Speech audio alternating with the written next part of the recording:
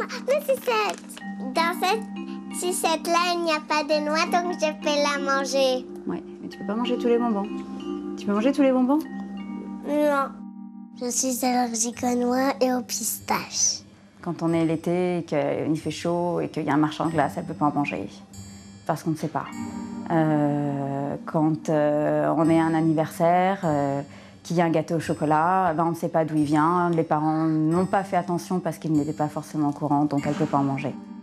Je trouve que c'est dur quand même pour elle, son allergie, que ça développe des frustrations parce qu'elle est quand même toujours obligée de se méfier à propos de ce qu'elle mange. Comme Pauline et sa mère, ils sont de plus en plus nombreux à devoir composer avec des allergies alimentaires. Près de 4% des adultes et 8% des enfants sont ainsi condamnés à surveiller leurs assiettes. Au courant de mes 8 premières années, il n'y avait aucune allergie dans une école d'environ 400-425.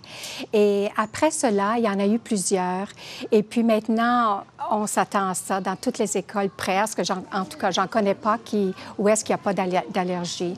Qui c'est d'autre qui est allergique ici? Ah, tout le monde! Peanut allergy used to be very rare when we were growing up. Now, 1.5% of all kids are allergic to peanuts. And that's unprecedented because what you're saying is kids who are otherwise healthy and well are at risk for having a sudden life-threatening reaction with exposure. J'ai avec moi une épipène. Est-ce que tu peux me la montrer, cette épipène? Le décryptage des paquets d'emballage est donc devenu pour beaucoup une activité quotidienne.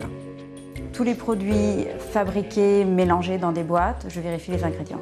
Alors les bonbons, les crèmes glacées posent un certain nombre de problèmes. Celle-là, j'ai le droit parce qu'il n'y a pas de noix, mais celle-là, j'ai pas le droit parce qu'il y a des noix. Certains bonbons sont aussi manufacturés dans la même usine que des noix destinées à l'apéritif et donc sont porteurs de traces de noix.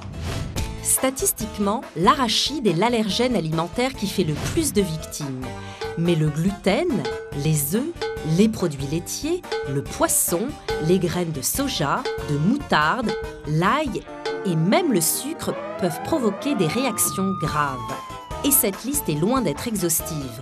Résultat, les écoles aussi ont dû s'adapter à cette nouvelle réalité. La démarche est très rodée. La direction informe toute l'école lors du rassemblement en début d'année.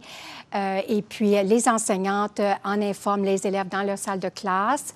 La photo se trouve aussi à l'entrée de la classe. Même les chauffeurs d'autobus sont au courant des élèves qu'ils transportent, qu'ils ont des allergies. Et ils doivent garder l'épipène en tout temps dans l'autobus. Vous savez, au début, j'avais des parents qui se plaignaient parce que souvent, par exemple, le beurre d'arachide, c'est quelque chose que tous les enfants aiment. Et puis, les parents me disaient, bien là, je ne sais plus quoi donner à mon enfant dans sa boîte à dîner. Si c'est tout un défi pour les parents et les écoles, pour les traiteurs qui leur fournissent les repas, c'est une véritable course d'obstacles. Nous servons environ 6 000 enfants par jour dans les garderies, les écoles et les centres aérés. Un peu plus de 1000 enfants qui ont des allergies, donc ça fait à peu près un enfant sur 5 quand même. Donc on va préparer un mets individuel pour cet enfant allergique ou intolérant à tel ou tel ingrédient. On a une école où on ne peut absolument pas servir de poisson, par exemple, parce qu'une personne est complètement allergique au poisson. Donc personne ne peut manger de poisson dans cette école. S'il y a une compagnie de crackers qui va utiliser des algues dans leurs crackers, ça peut avoir touché des produits de la mer, des crustacés, donc elles doivent avoir cette mention peut contenir des crustacés et du coup on ne peut plus utiliser ce produit.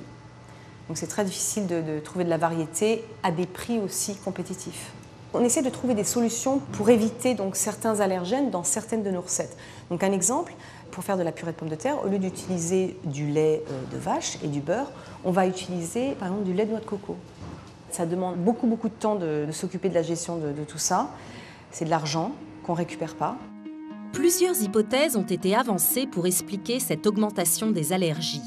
La théorie hygiéniste est celle qui fait actuellement le plus d'adeptes parmi les allergologues. Living in a very clean or overly sterile environment predisposes to developing allergies. Maybe because the advice from governments, from pediatric societies, from ministries of health is to avoid early introduction of allergy-causing foods.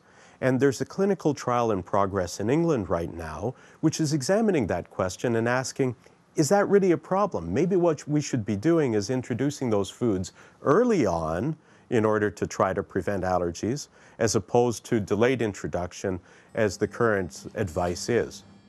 Et selon l'allergologue, les enfants ne sont pas tous égaux face aux allergies. When parents have a young child and it's their very first, they make sure everything is clean and the child is protected. And by the time the second or third or fourth child comes around, you don't care if they roll in the dirt, if they drop and eat their food off the ground. And the interesting thing is, the first child in a large family has a higher risk of allergy. Alors, qu'est-ce que l'avenir réserve à Pauline? On va procéder à d'autres tests dans quelques années pour vérifier si elle est toujours allergique ou si c'était juste passager. The normal natural history of allergies is it starts early and it progresses during childhood and through the teenage years and may even become worse during the early adult years, and then it tends to stabilize. And then as we get older, our immune systems get older, so the allergic reactions tend to fall off for the most part.